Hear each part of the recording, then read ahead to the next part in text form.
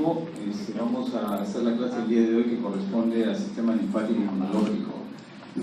Esta clase es bastante complicada, les pido por favor su máxima atención, no estén conversando, distrayéndose, porque además de ello este es un sistema bastante importante, porque como vamos a ver a lo largo de la clase, este sistema tiene que ver naturalmente con nuestra respuesta inmunológica frente a alguna agresión externa. Nosotros estamos constantemente expuestos a los agresores externos, ¿no? Sean estos virus, sean estas bacterias, sean estos parásitos, en cuanto a nuestro organismo se refiere, ¿no?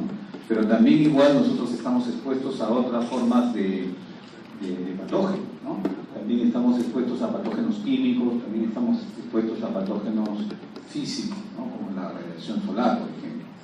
Y en todos ellos nuestro sistema inmune responde, ya sea a través de diferentes mecanismos que tiene, ya sea a través de mecanismos innatos propios con los que nosotros nacemos, que dan una forma de inmunidad, o de repente pues un sistema ya un poco más complejo y elaborado, que puede ser una inmunidad de tipo celular o humoral, que es lo que vamos a tratar de graficar ahora.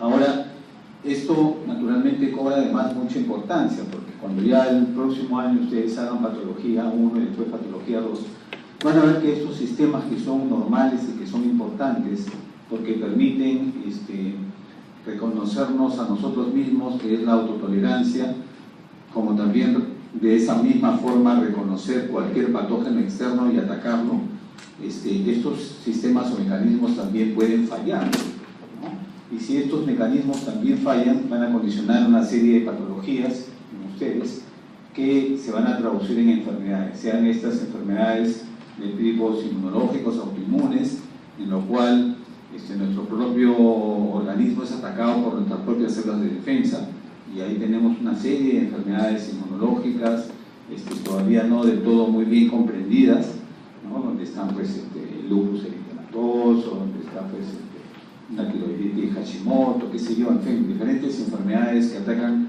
diferentes órganos en nuestra economía, enfermedades bastante complejas, sobre todo que son enfermedades que no tienen un tratamiento definitivo, sino que son tratamientos en cierta forma medio paliativos que permiten tratar de reducir la respuesta para que no sea nuestro organismo severamente atacado o dañado.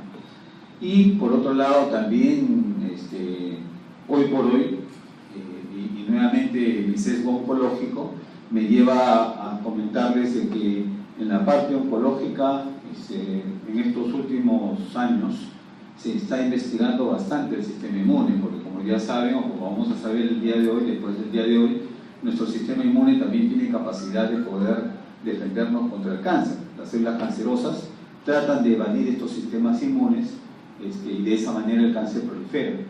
Y eso es porque también nuestro sistema inmune tiene cierto nivel de capacidad de responder frente a ellos. Entonces, ¿qué es lo que está sucediendo ahora? Lo que está sucediendo ahora es que aquellos mecanismos que utilizan los tumores para tratar de evadir nuestra propia defensa están tratando de ser bloqueados. ¿Para qué? Para que no vayan contra nuestro propio sistema inmune, y de esa manera nuestro sistema inmune sí pueda responder contra el cáncer. Y por ahí está yendo ahora la investigación bastante fuerte. Esta semana inclusive estaba recibiendo yo una capacitación para un nuevo producto que se va a incorporar, nuevo para nosotros en realidad, porque ya afuera obviamente siempre nosotros vamos a recibir las cosas un poco más tarde que el resto, pero en realidad algo que ya afuera se utiliza con relativa frecuencia. Entonces por ahí está yendo ahora todo lo que es la investigación. Entonces este capítulo es bastante importante, muy complejo, dicho sea de paso, para poderlo entender hay que revisarlo, hay que volverlo a revisar, y hay que hacerse preguntas, y las cosas que no podamos resolver pues las trataremos de resolver juntos, ya sean conmigo en la teoría o ya sea en la práctica o en los seminarios con sus respectivos docentes o profesores. ¿Ok? Listo, la primera. Entonces, es eso, ¿no? Ya ahí está un poco resumido lo que vamos a hacer el día de hoy. Es un grupo de células, tejidos u órganos, que lo que tienen que hacer es ver la vigilancia de las superficies corporales en los diferentes compartimentos. Este sistema inmune tiene como actores principales a los linfocitos, a los citocitos, que son parte de lo que es el sistema linfático. Nosotros sabemos que todas las células nacen en la médula ósea y los linfocitos no son la excepción. La siguiente. Este sistema inmune comprende órganos linfoides primarios y secundarios, donde los órganos primarios son el timo, donde la médula ósea, donde se van a formar estos elementos, y los secundarios es donde ya este tejido que nace en estos órganos primarios va y migra a estos órganos definitivos, donde van a cumplir su función o su rol, como por ejemplo los ganglios linfáticos, ¿no? Entonces ahí está el sistema primario, donde se elaboran las células del sistema inmune, la médula ósea y el timo, y los secundarios, como les comentaba, ya los órganos linfoides definitivos, donde ya se van a anidar las células ya que han completado su nivel de maduración y su capacitación.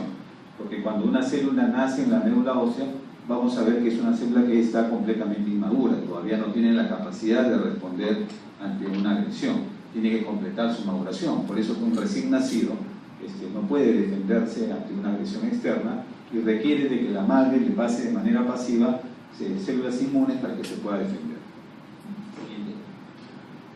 Y entonces ahí viene un poco este cuadro, que es algo complejo. Ustedes lo pueden ver, este es un cuadro que lo tienen en el Ketzenbaum, pero en muchos libros está también, que es un poco cómo se va organizando la médula ósea. Todo parte de que en la médula ósea tiene que haber una célula stem cell totipotencial, una célula madre que es la que va a dar origen a todas las células, y esta célula madre a su vez se va a subdividir en otras células madres, pero que ya tienen cierto nivel de diferenciación o de compromiso hacia una estirpe celular específica. Entonces hay una estirpe celular para lo que es exactamente los linfocitos y exclusivamente los linfocitos. Hay otra estirpe celular que tiene que ver con toda la célula mieloide, granulocíclica, ¿no? Y ahí ustedes pueden ver en el cuadro, lamentablemente no tengo el puntero, pero ahí van a ver cómo esa célula madre mieloide se va diferenciando las diferentes células mieloides, llámese eosinófilos, llámese basófilos, llámese eritrocitos, megacariocitos, etc., ¿no? A nosotros lo que nos interesa el día de hoy para los efectos de la clase es esta línea acá, que básicamente es la célula que se va a orientar hacia las células linfoides. Estas células linfoides a su vez van a tener una célula madre que van a diferenciar entre las células precursoras del linaje B y las células precursoras del linaje T. Son los dos grandes tipos celulares que diferencian a los linfocitos. Hay naturalmente otro grupo de células dentro de los linfocitos que lo vamos a estudiar más adelante, que son las células NK, que no expresan ni células ni anticuerpos del linaje B ni T en la superficie. La siguiente. ¿Cuáles son las funciones principales? Ya lo hemos comentado, básicamente protegernos contra los patógenos y antígenos invasores, y los componentes claves son los linfocitos y algunas células accesorias como los histiocitos, como las células presentadoras de antígeno, que en realidad estas células presentadoras de antígeno, la mayoría de ellas representan macrófagos que han sido modificados, que han adquirido cierta capacitación y que tienen una función de células presentadoras de antígeno. O sea, ellos son las primeras que van a captar un antígeno externo, lo van a llevar hacia el ganglio linfático, se lo van a presentar al linfocito a nivel del centro germinal y se va a elaborar una respuesta, sea humoral o celular, dependiendo del tipo de agresión. La siguiente, por favor. ¿Cuáles son estas principales células? Ahí las vemos, los linfocitos en primer lugar, células del linaje B, células del linaje T, ambas nacen en la médula ósea, pero hay alguna diferencia en cuanto a dónde completan su maduración. Mientras que las células del linaje B nacen en la médula ósea y ahí mismo completan su maduración y ya salen como células maduras de la médula ósea, las células T no. Las células T requieren, luego de que han nacido, migrar hacia un órgano transitorio que es el timo, que es un órgano que está a nivel del mediastino. Es un órgano que está muy desarrollado en los recién nacidos y que más o menos en la etapa de la adolescencia este órgano empieza progresivamente a involucionar y en el adulto solamente va a quedar un rezago de este órgano, ¿no? La mayoría ya lo ha atrofiado. Y ahí es donde los linfocitos T en particular van a migrar y van a completar su maduración. Y ahí, una vez que han madurado, fundamentalmente van a salir dos tipos de células, ¿no? Las células Helper y las células citolíticas CD4, CD8 respectivamente. Las otras células a las que yo me hacía referencia, que son las accesorias, son los macrófagos, las células dendríticas y las células dendríticas foliculares. Todas estas células en realidad, como ustedes pueden apreciar, derivan, como ya les había comentado, del sistema monocito macro. ¿Ok? O sea, todas esas células han completado cierto nivel de maduración, se han diferenciado y van a quedarse perennes en determinados órganos. Por ejemplo, las células dendríticas foliculares van a estar en los ganglios linfáticos, ¿okay? Y ahí van a cumplir una función de células presentadoras. En la piel, vamos a estudiarlo más adelante, también hay otras células que fungen de esta misma función, que son las células de Langerhans que están en la epidermis. ¿Qué joven? ¿Cuál es su duda? No, está... Entonces las células de Langerhans, entonces, que están en la epidermis y que también igual son las células que son presentadoras de antígeno, están en la superficie. Si hay una agresión que ingresa por lo que quiere ingresar por la piel, estas células inmediatamente captan, llevan ese antígeno hacia el ganglio linfático y se elabora una respuesta inmune. También existen en el hígado las células de Kupffer y así sucesivamente. En los pulmones existen los macrófagos alveolares, etcétera, que son células que van a derivar de este mismo sistema y que van a permanecer en ese órgano cumpliendo una función en particular. La siguiente. Los linfocitos, ahí hemos visto, son de tres tipos fundamentales: linfocitos del linaje T, linfocitos del linaje B y los linfocitos NK. ¿Cierto? Los linfocitos NK, que son un menor porcentaje, pero son células muy importantes, porque estas células NK tienen una capacidad de ataque directo sin necesidad de pasar por una respuesta inmunológica, sea humoral o celular. Ellas directamente tienen capacidad de poder atacar. Entonces los linfocitos T, ya hemos visto, se diferencian en el timo, intervienen en la inmunidad mediada por células, ¿no? Expresan diferentes marcadores. Eso lo vamos a ver en otra diapositiva más claramente, pero tiene que haber una forma de que yo pueda diferenciar primero un linfocito B de un linfocito T, ¿no es cierto? Y a su vez un linfocito T tiene que diferenciarse de un linfocito helper y un linfocito citolítico. Y eso se logra gracias a que en la superficie de estas células expresan una serie de CDs, que son unos antígenos especiales que permite diferenciar qué tipo de célula es, ¿no? Entonces, los linfocitos T en general, todos van a expresar esos marcadores, CD2, CD3, ¿no? Eso es lo común.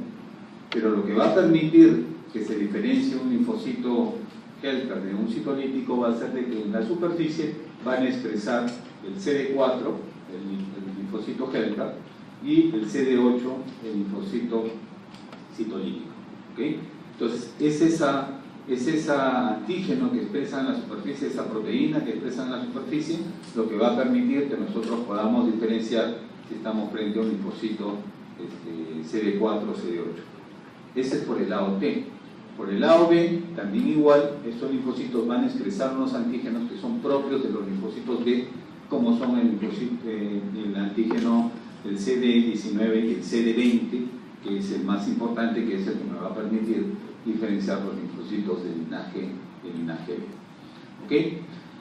El CD4, entonces, a su vez, va a tener una subdivisión, ¿no? Esos linfocitos se van a subdividir de acuerdo a las citocinas que van a expresar en dos subtipos.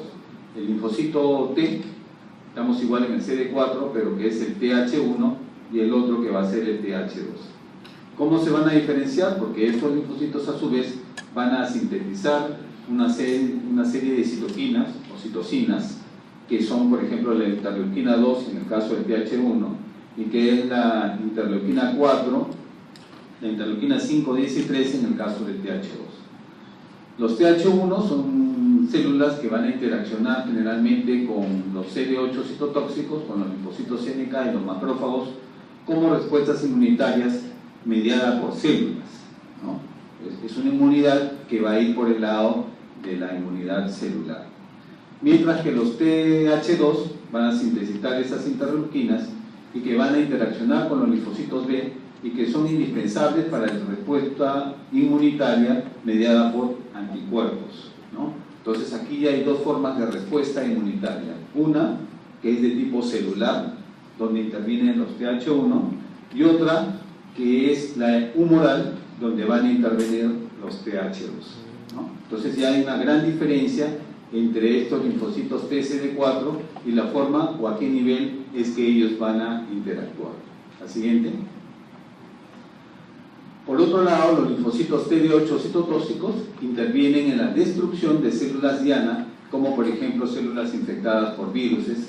La mayoría de los virus, como ustedes saben, son ADN o ARN y por lo tanto van a requerir unirse a la célula para poder sobrevivir. Entonces estas células lo que van a hacer es atacar a la célula diana, la que está infectada, para de esa manera poder atacar al virus, ¿no? También tienen capacidad de actuar sobre las células cancerosas, como podemos apreciar, y también en células infectadas por otros microorganismos como parásitos, por ejemplo. La siguiente. Por otro lado, tenemos además a los linfocitos T reguladores, que constituyen una población diversa, que tienen diversa funcionalidad dentro de la reacción autoinmune y que influencia la actividad de otras células inmunitarias. Aquí tenemos, por ejemplo, células CD4 que expresan marcadores que van a darle capacidad para iniciar una respuesta inmune, ese CD4, y otros linfocitos CD8 que son capaces de suprimir, por ejemplo, a los linfocitos T activados. Son una subpoblación también de linfocitos. La siguiente. Hasta ahí tenemos entonces a todas las células principales que intervienen dentro de las células del linaje T. Hemos visto a las células CD4, como estas se subdividen en dos poblaciones, los TH1 y TH2, que actúan a dos niveles completamente diferentes de la respuesta inmunitaria. Hemos visto a las células CD8, linfocitos TCD8. Vamos a ver ahora a las células B. Las células B también, como ya hemos comentado, nacen en la médula ósea y ahí se van a diferenciar. Y de ahí van a ir a colonizar los órganos linfoides definitivos, ¿no? Como los ganglios linfáticos, pero también hay tejido linfoide que no está en los ganglios linfáticos, pero que sí está asociado a las mucosas, ¿no es cierto? Y porque son importantes para una respuesta más rápida e inmunológica a ese nivel. Por ejemplo, los vamos a tener a nivel del tracto gastrointestinal, por ejemplo, los vamos a tener a nivel del tracto respiratorio. Entonces, a este nivel vamos a tener también sistemas inmunes, ¿no? Por ejemplo, el tejido linfoide asociado al intestino, que es el GAL, ¿no? El tejido linfoide asociado al tracto gastrointestinal, son las siglas del inglés, secretan diversos anticuerpos circulantes como inmunoglobulinas y son inmunoproteínas asociadas a inmunidad tumoral. También igual las células constituyen más o menos los linfocitos B, el 20 o 30% de los linfocitos circulantes. En sangre periférica, los que más abundan son los linfocitos T, ¿no es cierto? Ellos representan entre el 70 y 80%, y los linfocitos B representan el 20 al 30%. En el órgano linfático, en el ganglio linfático, es un poco a la inversa. La mayor población es linfocitos B y una menor población de células en los ganglios linfáticos nos constituyen las células T. La siguiente. Las células NK, entonces, son células que no van a expresar ni antígenos de los linfocitos T ni antígenos de los linfocitos B. Son células que no expresan ni uno y otro, son de un porcentaje mucho menor, alrededor del 5% más o menos de los linfocitos circulantes, y están programadas, como ya les había comentado, genéticamente para reconocer células transformadas como viruses. Una vez que el virus ingresa a la célula, transforma su morfología, y así tenemos virus oncogénicos como por ejemplo el papilomavirus, que va a transformar a las células escamosas del cuello uterino en cáncer, y a las células cancerosas propiamente dichas.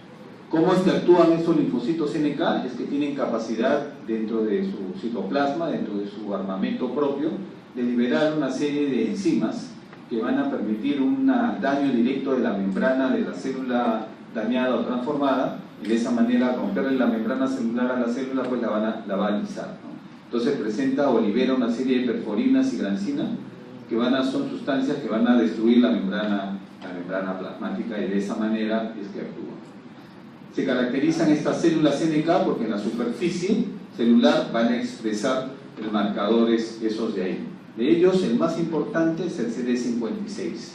Yo reconozco una célula o un linfocito NK porque va a expresar en su superficie principalmente el CD56. Entonces, si yo hablo de una célula CD56 positivo, o de una célula, de una célula CD56 positiva, estoy hablando de una célula de tipo NK. La siguiente.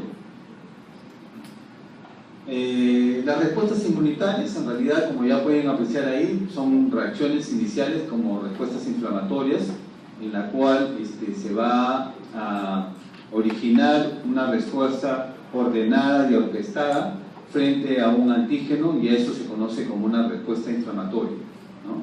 La respuesta inmunitaria puede ser específica, puede ser de dos tipos, puede ser primaria o secundaria. La siguiente, creo que en la gráfica, en el esquema, está mejor. La siguiente. La respuesta inmunitaria secundaria suele ser rápida y más intensa, sobre todo por una mayor concentración de anticuerpos y sobre todo porque ya generalmente, como es secundaria, significa que ha habido una respuesta anteriormente que ha sido la respuesta primaria y que ha permitido de que se hayan formado células de memoria. Y como ya hay células de memoria frente a una primera agresión, la respuesta secundaria suele ser una respuesta más rápida, más enérgica, porque ya hay un antecedente previo. La siguiente. Y ahí están los tipos de inmunidad, ¿no? Tenemos entonces dos tipos de inmunidad: la inmunidad innata o natural, ¿no?, que es la forma pasiva con la que yo normalmente respondo de manera pasiva ante una agresión, mientras que la adaptativa o la adquirida va a ser de dos grandes tipos: la inmunidad de tipo humoral, que es mediante la confección o desarrollo de inmunoglobulinas, y eso se debe a que los linfocitos B generalmente van a agarrar y van a pasar por un proceso de maduración, pasando de un linfocito que está en el centro germinal, un linfocito que sale del centro germinal, que finalmente va a madurar hasta convertirse en una célula plasmática, y la célula plasmática, que es el linfocito B completamente maduro, va a empezar a producir una serie de inmunoglobulinas, que son de 5 tipos, como vamos a ver más adelante. Por otro lado, tenemos la inmunidad de tipo celular, donde ya va a haber una respuesta de tipo antígeno-anticuerpo, en la que los linfocitos de estos van a agarrar y van a producir un ataque directo contra el patógeno del agresor. Existen también otras formas de inmunidad pasiva, que es la que les comentaba, cuando ya pasa de la madre al hijo los anticuerpos, y de esa manera el recién nacido se defiende frente a una agresión externa. ¿Okay? La siguiente. Hay que recordar además que dentro de las propiedades de la inmunidad existen 5 tipos de propiedades.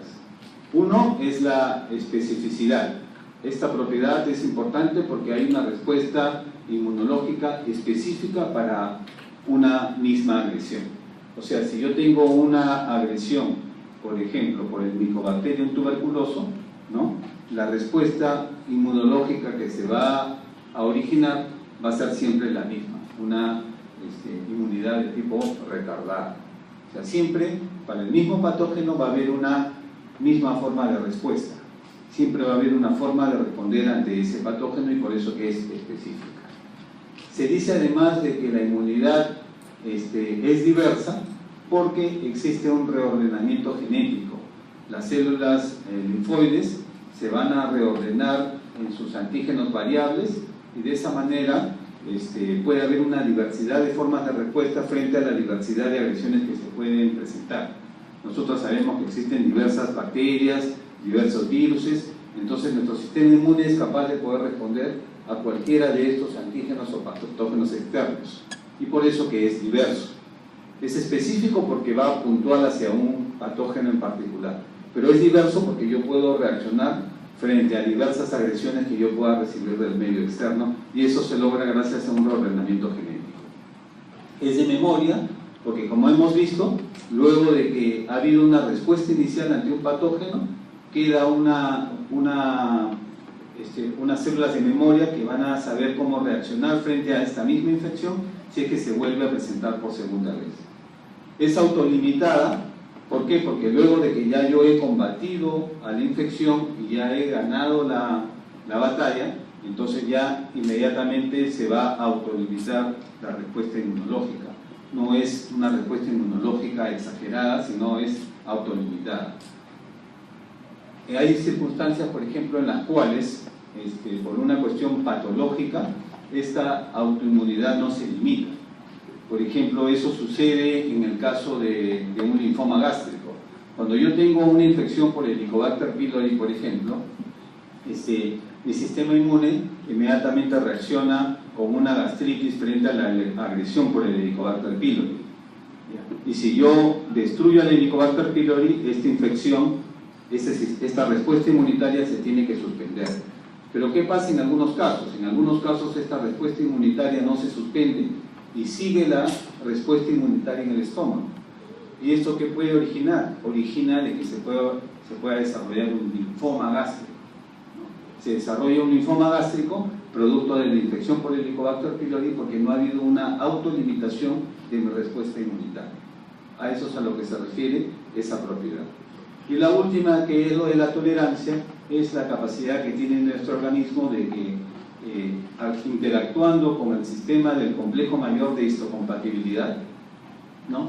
Interactuando con ese sistema, mi organismo es capaz de, en principio, reconocer a mis propias células para poder, cualquier célula que no es propia a mí, atacarla a ella.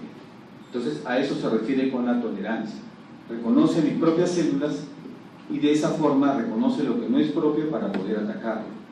Y eso era lo que les comentaba respecto de que existen enfermedades de tipo autoinmunitaria en la cual pierdo esa capacidad de reconocer mis propias células y mi sistema inmune empieza a atacarme a mí mismo, y eso es el mecanismo mediante el cual se desarrollan todas esas enfermedades de tipo autoinmune. ¿Cuáles son las características de las células? Ahí las tienen. Los linfocitos CD4 de tipo helper actúan con el complejo mayor de histocompatibilidad de clase 2, mientras que los linfocitos CD8, ¿no?, que son los citolíticos, actúan a través del complejo mayor de histocompatibilidad de clase 1. Los 4 de clase 2 y los 8 de clase 1. La siguiente. ¿Qué cosa es las moléculas del complejo mayor de histocompatibilidad? Son productos de supergenes que están ubicados en los cromosomas 6 humanos y que conocido como complejo génico mayor de histocompatibilidad. Son de dos tipos. Los de clase 1 están expresados prácticamente en todas las células nucleadas, así como también en las plaquetas, ¿no? Y actúan como diana para permitir la eliminación de células propias anormales. Mientras que el complejo mayor de histocompatibilidad de clase 2 tiene una distribución un poco más limitada, no está en todas las células, sino solamente están expresadas en las células presentadoras de antígeno, y es importante porque es la que va a despertar la inmunidad, las interacciones inmunitarias, ¿no? O sea, la inmunidad de tipo más celular. La siguiente. ¿Cómo ayudan los linfocitos T colaboradores? ¿Cómo es que actúan estos linfocitos T helper? Todo arranca a través de un macrófago, ¿no?, que es una célula presentadora de antígeno, que se une a una célula del complejo mayor de histocompatibilidad de clase 2 y se lo va a presentar a un linfocito T colaborador. Este linfocito T colaborador lo que va a hacer, se va a activar mediante mitosis para aumentar la población en el lugar de la presentación de los antígenos. Estos linfocitos T interaccionan con los linfocitos B en presencia de células presentadoras para inducir una respuesta de tipo, la siguiente, humoral al final, ¿no? La idea es esa. El acceso inmediato de los linfocitos B al antígeno libre en el espacio extracelular indica una mayor proliferación de linfocitos B, y estos linfocitos B, con las inmunosugglobulinas específicas en la superficie, llegan al lugar de la infección. ¿Para qué? Para neutralizar al antígeno libre, ¿no? Y esto es mediante el mecanismo de inmunoglobulinas y la producción de células plasmáticas. La siguiente. Y ahí está el mecanismo, ¿no? Cómo está el macrófago con el complejo mayor de histocompatibilidad aquí en el lado izquierdo, y cómo esta va progresivamente presentándose al linfocito T. Existe una expansión clonal, existe una división, se forman células T de memoria y finalmente el linfocito B completa su maduración hasta convertirse en una célula plasmática, como les había mencionado. Y la célula plasmática es la célula que tiene la capacidad de producir, ¿qué cosa? Las inmunoglobulinas. Y estas inmunoglobulinas se adhieren a los linfocitos B y de esa manera atacan directamente a las células. La siguiente. Existen 5 tipos de inmunoglobulinas, como ya les había comentado, desde la inmunoglobulina A, que es una inmunoglobulina que se encuentra generalmente a nivel de las mucosas, del tracto gastrointestinal sobre todo, y por eso es la inmunoglobulina secretoria, es la inmunidad de las mucosas. La inmunoglobulina D, que es un receptor para los linfocitos B inmaduros.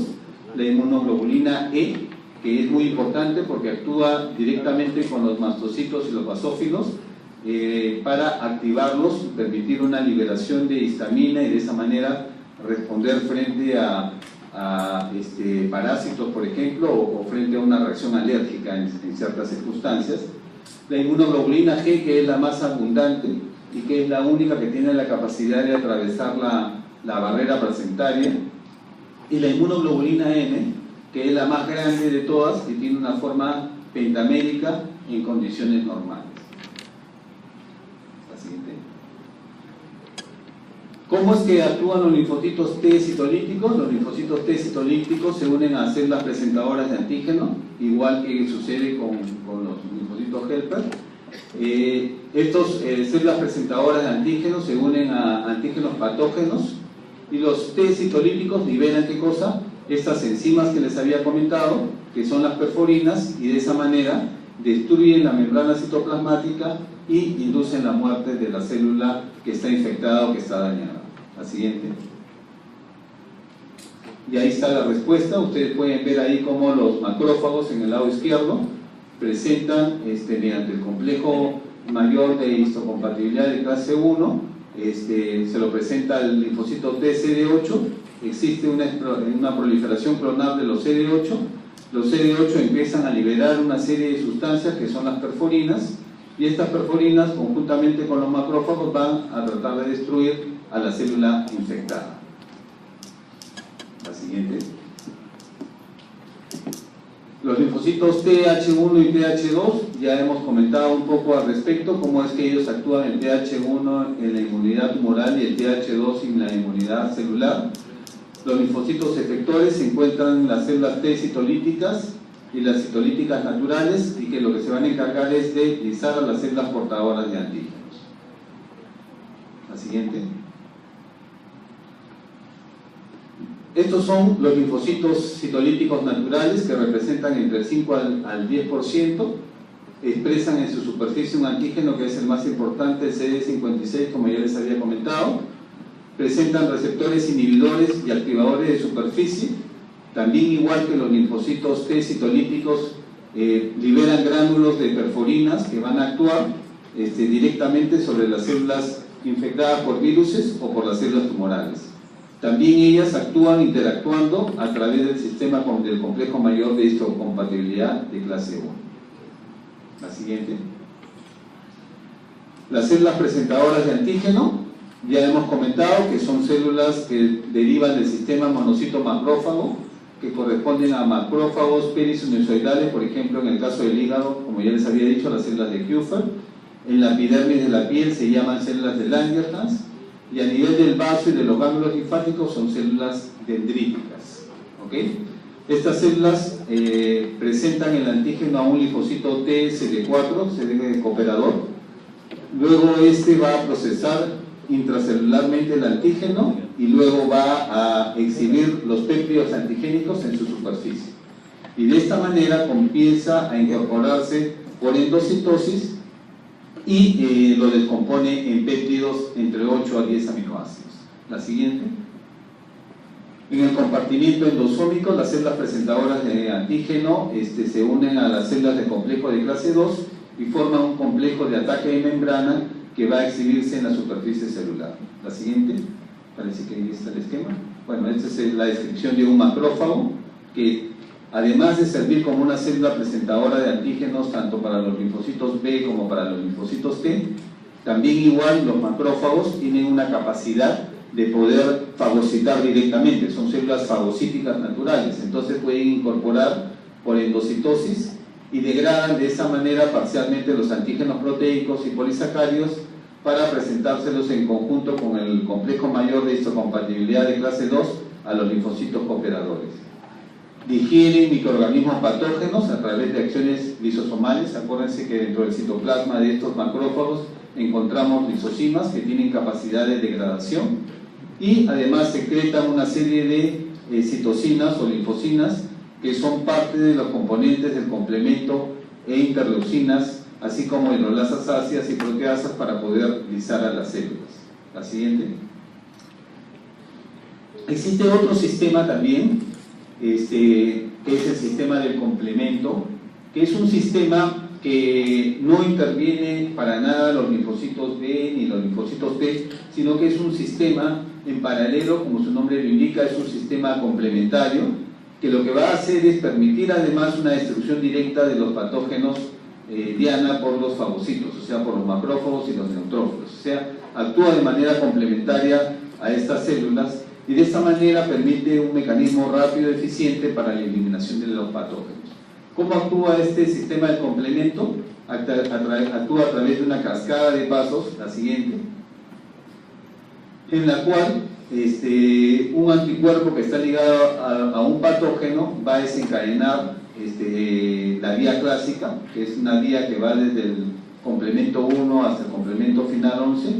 Después puede haber otro mecanismo de acción que es mediante la lectina activadora hemanosa, que se une a una molécula de hidrato de carbono de las bacterias, que es la vía de las lectinas, y otra forma de activación que es la vía alterna, que no actúa directamente desde el complemento 1, sino activa espontáneamente el complemento 3, que es una proenzima, y de esa manera activa también la cascada del complemento. La siguiente.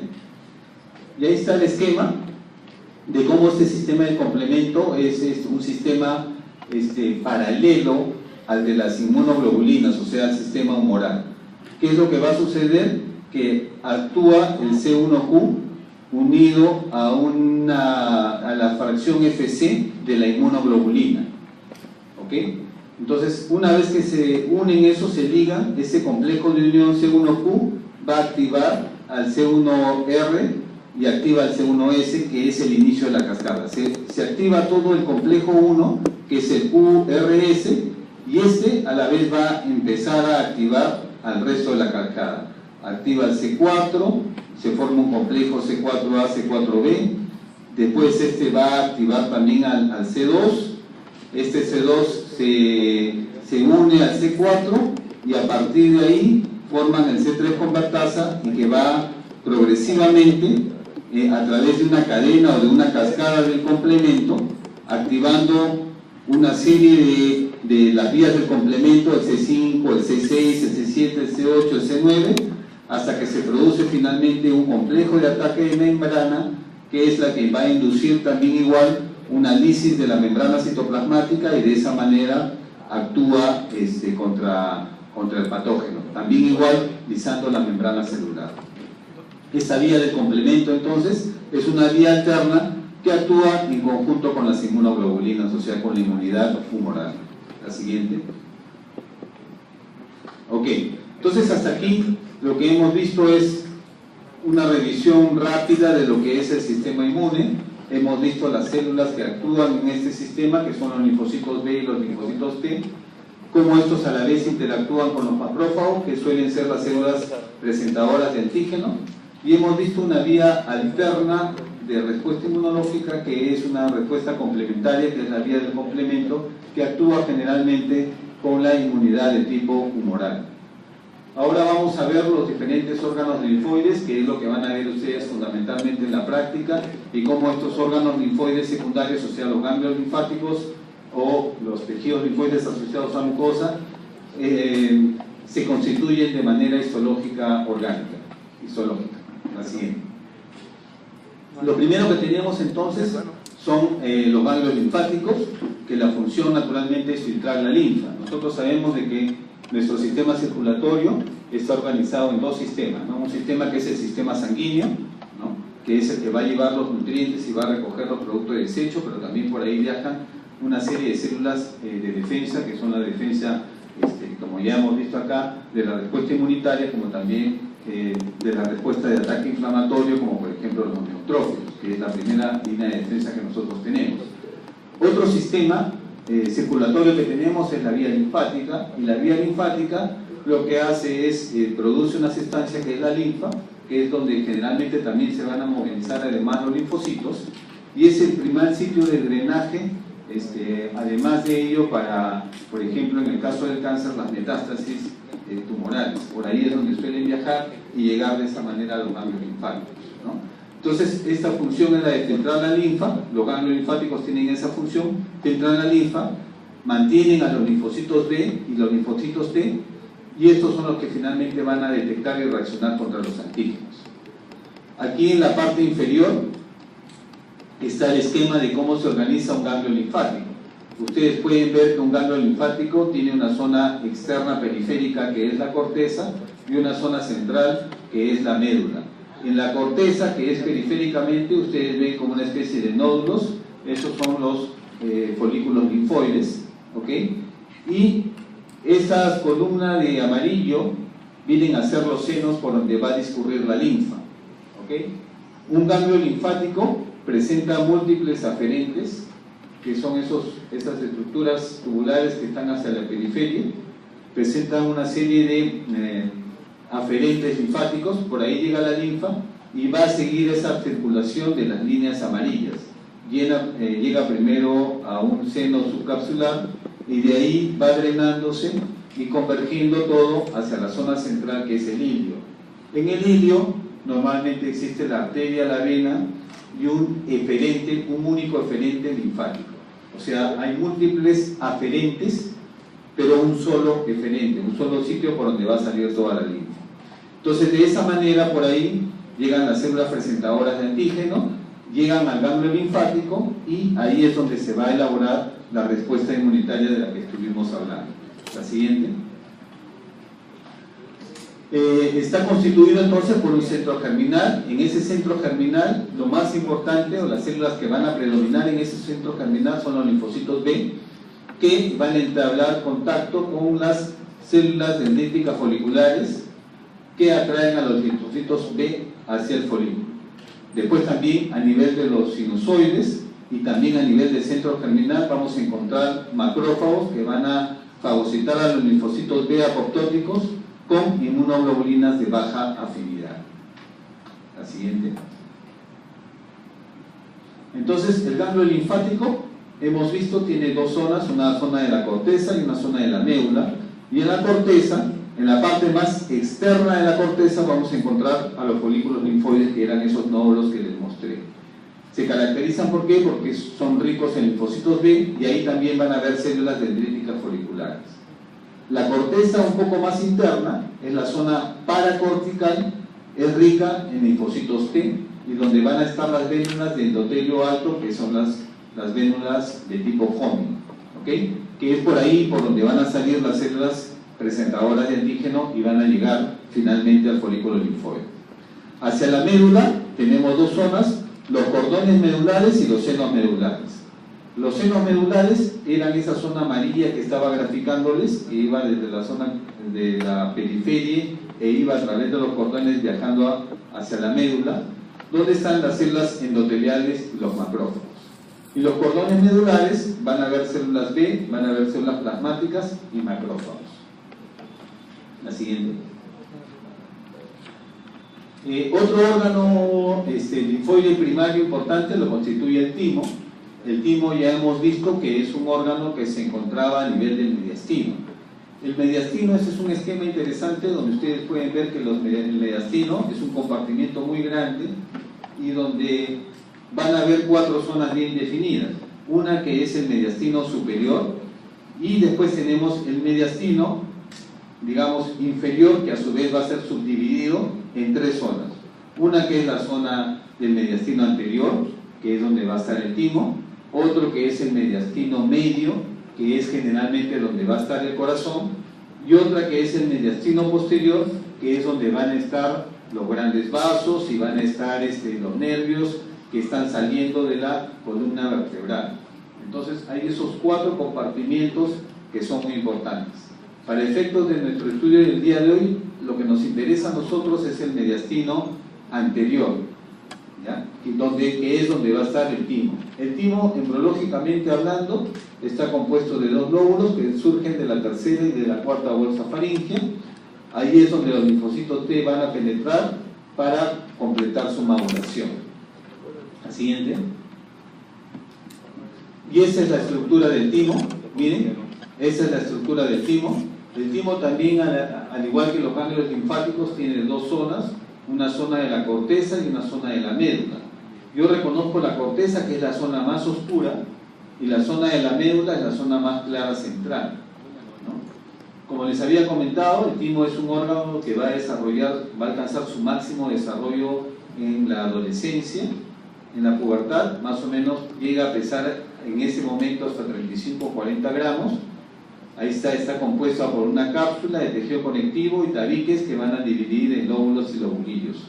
Cada uno de estos es un lóbulo, un lóbulo, un lóbulo, otro lóbulo. Entonces es un conjunto de lóbulos que tienen una zona cortical que es la más oscura y una zona medular que es la más clara. La siguiente. Este timo, después de la pubertad, como ya les había comentado, empieza a evolucionar y cada lobulillo se va a componer, bueno, ya les expliqué, en corteza y médula. La siguiente. Miren, ahí como, un momentito, ahí como el timo, respecto del esquema anterior, ustedes ven que van a quedar pequeñas islas. ¿Por qué? Porque el tejido graso está empezando a invadirlo. O sea, el timo desaparece. ¿Por qué? Porque se va metiendo tejido graso dentro del timo, hasta que desaparece casi completamente. La siguiente. El timo se va a caracterizar, y yo lo voy a reconocer porque es el único órgano que posee esto en la zona de la médula. Este tejido de acá son los corpúsculos de Hazard. Eso es algo característico y patognomónico del timo. O sea, yo reconozco ese órgano. Si les evalúan y les preguntan cuál es el área o la estructura característica del timo, son estos corpúsculos de Hazard. Si no fuera por eso, uno lo puede confundir inclusive con un ganglio linfático. Tiene diferentes zonas, ¿no? Van a ver que ustedes que tienen hasta 6 zonas. El timo está organizado por células epiteliales y linfocitos. Los linfocitos que van a completar su maduración se llaman timocitos. O sea, los linfocitos en el timo se llaman timocitos. Y estos timocitos van a ir desde la zona más externa, de la zona más cortical, y a medida que van madurando, van a ir migrando hacia la zona central, hacia la médula. Y cuando ya completaron su maduración, salen del timo y se van al ganglio linfático para quedar ahí de manera indefinida. Esa es la forma como el linfocito va alcanzando su maduración, desde la zona más externa hacia la zona más interna. ¿Okay? Y de ahí va hacia el ganglio linfático. La siguiente. Entonces de ahí tenemos que el timo, ya este es un mayor acercamiento de la zona de la corteza, ¿no? Ven todas esas células oscuras, esos puntitos oscuros representan linfocitos, que son los timocitos.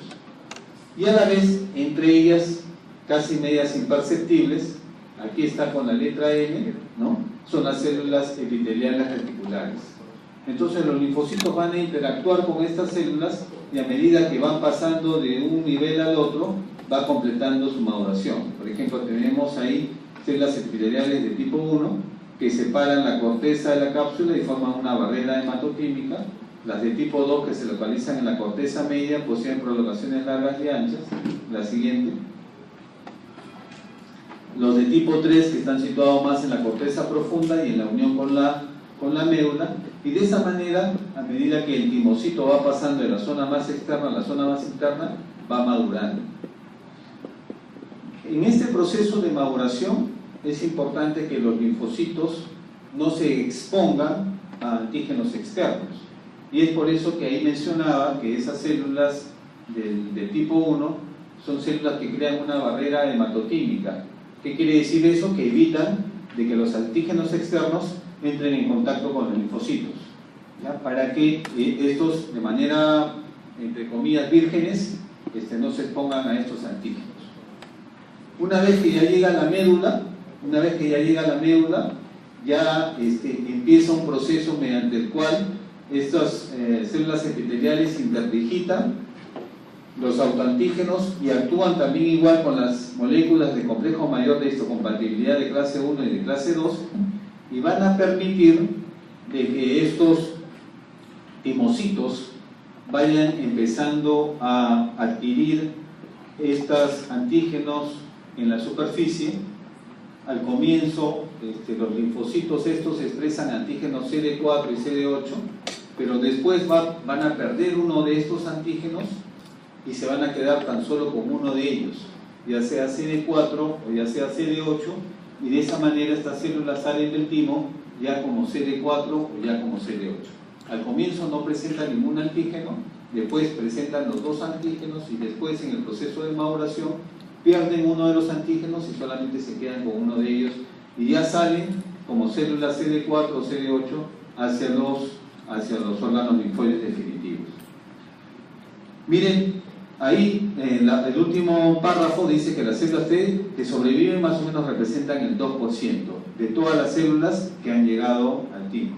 O sea que la mayor parte de las células quedan destruidas y solamente un pequeño porcentaje ha podido lograr completar su proceso de maduración para ir a colonizar a los ganglios linfáticos definitivos. La siguiente. Y ahí están las células epiteliales a nivel de la médula, las de tipo 4, las de tipo 5, las de tipo 6, y las de tipo 6 son las que finalmente van a dar origen a los corpúsculos de Hassan, que son esas estructuras a manera de tela de cebolla concéntrica, que es lo característico y que son células muy parecidas a células escamosas y que es lo patognomónico que permite reconocer el órgano. La siguiente. La histofisiología del timo es lo que ya les había comentado, ¿no? Instruir a las células T sin capacidad inmunitaria para reconocer moléculas del complejo mayor de histocompatibilidad. Las células epiteliales reticulares producen hormonas que son las que van a colaborar en este proceso de la maduración, que son esas 4 hormonas. La siguiente. Y de esa manera, entonces, estas células completan la maduración y salen. Entonces, ahí tienen el timo, que está organizado en lobulidios, tiene una zona cortical, una zona medular. En la zona cortical, básicamente, cumplen una función de barrera hematoquímica. Las células epiteliales en la médula permiten ya la capacitación final y la diferenciación, sobre todo, de las células T en células CD4 o CD8. La siguiente. Otro órgano linfoide también secundario lo constituye el vaso. El vaso, como ya saben ustedes, una de las principales funciones es el de ser un órgano hemocaterético, porque la mayor parte de las células sanguíneas, luego de que han completado su maduración, van y son destruidas en el vaso, ¿no? Esa es la función principal. Desempeña una función además de formación de anticuerpos, porque también hay tejido linfoide a nivel del vaso, y ahí van a destruirse generalmente lo más frecuente los eritrocitos viejos que ya han completado su maduración 120 días, ¿no? La siguiente. Y esa es la organización del vaso. Ustedes pueden ver a la izquierda un esquema del vaso. Tiene una cápsula que la delimita y tiene dos zonas. Una que es la pulpa blanca, que son esos nódulos. Esos nódulos representan la pulpa blanca y todo lo que está por fuera de esos nódulos representa la pulpa roja. La pulpa blanca tiene esa forma muy similar a los ganglios linfáticos. ¿Por qué? Porque ahí es donde se van a alojar los linfocitos. Como tiene forma de nódulo o de folículo, entonces la mayor parte de los linfocitos ahí son linfocitos de linaje B. Pero también hay linfocitos de linaje T que están alrededor de la vénula central, que ya la vamos a ver más adelante. Entonces el vaso tiene una cápsula con tejido conectivo, delimita intravéculas y posee abundantes fibras, sobre todo fibras reticulares, que es lo que le va a permitir la organización estructural del vaso. La siguiente. Bueno, este es un esquema para ver básicamente cómo es la distribución sanguínea dentro del vaso, cómo es que va pasando por los diferentes niveles, la pulpa blanca, la pulpa roja, cómo es que va a drenar dentro de los cordones esplénicos. De ahí, en los cordones esplénicos es donde vamos a encontrar a los macrófagos, Y estos macrófagos son los que van a agarrar y van a fagocitar a las células que ya han completado su maduración, principalmente eritrocitos. Lo que pasa es que una célula tiene un tiempo de vida media, que es variable. Por ejemplo, los eritrocitos viven 120 días, por ejemplo, las plaquetas viven 11 días, y eso se debe a ¿qué? Se debe a que todas las células de nuestro organismo tienen en el extremo de los cromosomas, tienen una zona no replicable que constituyen los telómeros. En cada división celular, estos telómeros se van acortando, y cuando llegan estos telómeros a un punto crítico, ¿no? La célula inmediatamente entra en apoptosis o en muerte celular programada, ¿no? Entonces, es gracias a que nosotros tenemos ese reloj biológico que se va acortando que la célula muere por apoptosis y es renovada por una nueva célula. Las células totipotenciales, como las células sanguíneas, las células madres sanguíneas, tienen la capacidad de producir telomerasa y de esa manera evitar que el telómero se acorte. Entonces, ¿qué pasa? Cuando un eritrocito ya completó sus 120 días, el telómero se acorta y expresa en la superficie de la membrana, expresa un antígeno que permite reconocer de que la célula ya completó su maduración, y de esa manera los macrófagos reconocen ese antígeno y fagocitan a esa célula, porque esa célula ya es una célula madura, ya vieja. La siguiente.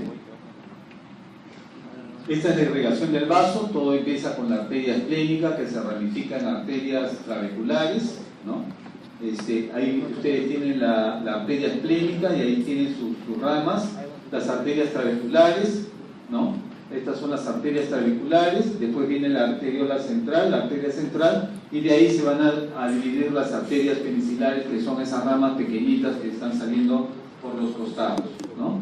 Y de ahí van a drenar directamente a los senos esplénicos. La siguiente. La irrigación del vaso, entonces, es a través de las arterias penicilares. Poseen 3 regiones: la arteriola de la pulpa, la arteriola envainada y las arteriolas terminales. Estas son aquí están las arterias, ¿no? Estas son las arteriolas terminales que van a drenar en los senos. Estos son los espacios de los senos, y estos vienen a ser los cordones. En esos cordones es donde vamos a encontrar nosotros fundamentalmente a los macrófagos, que son las que van a hacer la función del órgano hemocaterético, ¿no? Entonces ahí están los senos, que son drenados por las vénulas y que van a formar las venas esplénicas, que son tributarias de la vena porta. La siguiente. Y ahí está la pulpa blanca. Ustedes pueden ver ahí cómo está un centro germinal, ¿no? Con su zona marginal.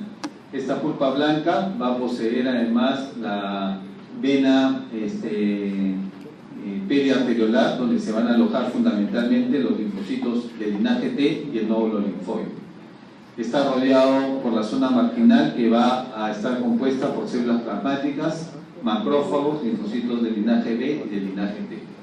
Este es el órgano linfoide, este es el centro germinal y esta es la zona marginal. La siguiente. Este es básicamente un esquema de la arteriola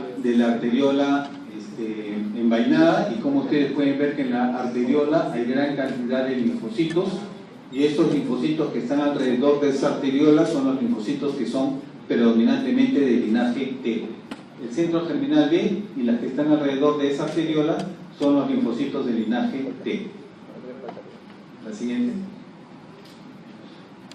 El vaso, bueno, ahí básicamente las células presentadoras de antígenos toman muestras de la sangre y buscan antígenos. Los macrófagos atacan a los microorganismos, porque el vaso también tiene una función de defensa naturalmente. Joven. ¿No? Los macrófagos atacan a microorganismos porque tienen una función fagocitaria, como ya habíamos comentado. Los linfocitos entran en contacto con las células presentadoras de antígeno, reconocen a su complejo mayor de histocompatibilidad y elaboran una respuesta inmunitaria, y las células B reconocen y reaccionan a antígenos independientemente del tipo. La siguiente. Esta es en la zona marginal del vaso. El vaso, como ya hemos visto, en la pulpa roja posee los senos. Los senos es donde están los sinusoides, que son estos espacios vasculares de aquí, central, donde ven la gran cantidad de matíes, ¿no? Y entre estos senos están los cordones, que son estos de acá, que son los que veíamos en el esquema, y que son donde vamos a encontrar fundamentalmente a los macrófagos, ¿no?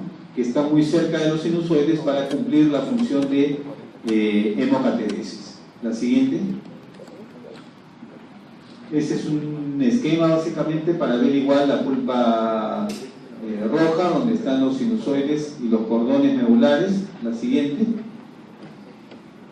Y esta es una coloración especial para ver las fibras reticulares, y vamos a ver cómo en los cordones es donde vamos a ver la gran cantidad de fibras reticulares que al HE no se va a visualizar, sino que requiere de esa coloración especial para poderlos identificar. La siguiente. En cuanto a la fisiología del vaso, ya la hemos discutido. Los macrófagos van a fagocitar antígenos de origen sanguíneo, bacterias y material extraño. Hay células linfoides y por lo tanto va a haber una respuesta de tipo antigénica. Los macrófagos tienen capacidad hemofagocitaria y por lo tanto van a destruir plaquetas y glóbulos rojos. Y los fagocitos vigilan los recubrimientos de los glóbulos rojos, porque de esa manera es que los van a reconocer como células ya maduras. Ese es el vaso, entonces, su organización, la pulpa blanca, la pulpa roja. En la pulpa blanca vemos ahí los nódulos linfoides, que son ricos en células B, mientras que en la arteriola central, el seno marginal de la vaina linfoide es un lugar que es rico en células T. Y la pulpa roja se organiza en cordones estrénicos y los senos estrénicos a la vez tienen una circulación sanguínea abierta hacia el estroma y una circulación sanguínea cerrada hacia los senos esplénicos. Finalmente, unas últimas diapositivas para ver el tejido linfoide asociado a la mucosa. Normalmente, cuando hemos visto un ganglio linfático, hemos visto que estos se organizan a través de una cápsula y que tienen una zona cortical y una zona medular. Todos los órganos linfoides secundarios. Pero existen algunos órganos linfoides que no tienen una cápsula, sino que están asociados, como su nombre lo indica, a mucosa. Por ejemplo, esa mucosa es de tipo intestinal, ¿no? Es una mucosa de tipo intestinal y yo puedo ver que debajo de la mucosa veo una zona de puntitos oscuros que es un tejido linfoide. No tiene una cápsula, no tiene senos, no tiene un drenaje linfático, sino que simplemente es un tejido linfoide que está en contacto directo con el epitelio. ¿Por qué sucede eso? Porque nosotros a nivel intestinal, por ejemplo, también igual cuando ingerimos algo, podemos ingerir algo que esté contaminado, ¿no es cierto? Es una cavidad que está expuesta al medio externo. Entonces, si yo ingiero algo contaminado, inmediatamente este tejido que está linfoide, que está asociado a esta mucosa, rápidamente puede elaborar una respuesta inmunitaria, generalmente una respuesta inmunitaria del tipo humoral, y como habíamos visto que las inmunoglobulinas, dentro de ellas la inmunoglobulina A era la inmunoglobulina secretora, entonces este tejido linfoide que está pegado a la mucosa rápidamente va a elaborar una respuesta de tipo humoral, liberando inmunoglobulina A y de esa manera respondiendo frente a una posible agresión intestinal, por ejemplo, ¿no? Entonces, constituye entonces un grupo de linfocitos y nódulos linfáticos no encapsulados y que están asociados, por ejemplo, al aparato gastrointestinal, o puede ser también al respiratorio, urinario, las amígdalas. Ustedes han escuchado de las amígdalas, normalmente la más frecuente amígdala palatina, pero también tenemos amígdala lingual, tenemos amígdala faríngea. En toda esa zona también tenemos tejido linfoide. ¿Por qué? Porque de igual forma, si yo me resfrío, si yo tengo una inflamación de la vía respiratoria superior, inmediatamente esa zona se va a responder, ese tejido linfoide, y va a reaccionar frente al antígeno. La siguiente. Igual, ¿no? Ahí pueden ver a mayor aumento el tejido linfoide, cómo está en contacto directo con el epitelio. Y esto, por ejemplo, es una placa de Peyer. La placa de Peyer está más localizada generalmente a nivel del intestino delgado terminal, o sea, del ilion al final, ¿no? Y ahí se organiza como agregados linfoides y a eso se llama placa de Peyer, ¿no? En este caso, nosotros necesitamos una célula presentadora de antígeno, ¿correcto? porque esa es la forma como normalmente actúa el sistema linfático. El sistema linfático directamente no actúa sobre el antígeno, sino requiere de un intermediador, que en este caso es la célula presentadora de antígeno. En este caso, ¿qué es lo que pasa? Una de las células del epitelio se especializa en célula presentadora de antígeno, entonces a esa célula se conoce como célula M, ¿ya? De la mucosa. Y esa célula M capta el antígeno y lo lleva o lo presenta al órgano linfoide y elabora la respuesta inmunitaria. Ahí no hay una célula presentadora de antígeno propiamente dicho, sino es una célula epitelial que tiene esa capacidad. La siguiente. Lo mismo sucede con el arco respiratorio, igual también hay un tejido linfoide. La siguiente. Esta es la amígdala palatina, también igual, exactamente el mismo principio con el intestino. Aquí está la mucosa, este es el epitelio, ahí está bordeando toda la superficie, ese es el epitelio, es la amígdala palatina, que son dos amígdalas, derecha e izquierda. Igual, como en el ganglio linfático, tiene abundantes folículos linfoides, ¿no?, que actúan directamente sobre el epitelio, y el epitelio es el que funge de célula presentadora de antígeno. La siguiente. Igual la amígdala faríngea también está a nivel del techo de la faringe nasal, y esto cuando se inflama es lo que produce esa voz muy nasal que tenemos a veces cuando estamos resfriados sobre todo, y cuando se inflama esta amígdala es lo que se conoce como el nombre de adenoides, ¿no? Cuando los chicos sufren de adenoides dicen, no, el otorrino dice tiene adenoides, se está refiriendo a que la amígdala nasal faríngea es la que está inflamada. La siguiente. Y también tenemos a nivel de la base de la lengua tejido linfoide asociado a la base de la lengua, que es la amígdala lingual. La siguiente. Ok, bueno jóvenes, eso es todo lo del día de hoy. Hemos tratado de rápidamente esquematizar un poco cómo es la respuesta inmunitaria y cómo es la estructura e histología de los diferentes órganos linfoides. ¿Ok? Listo, gracias.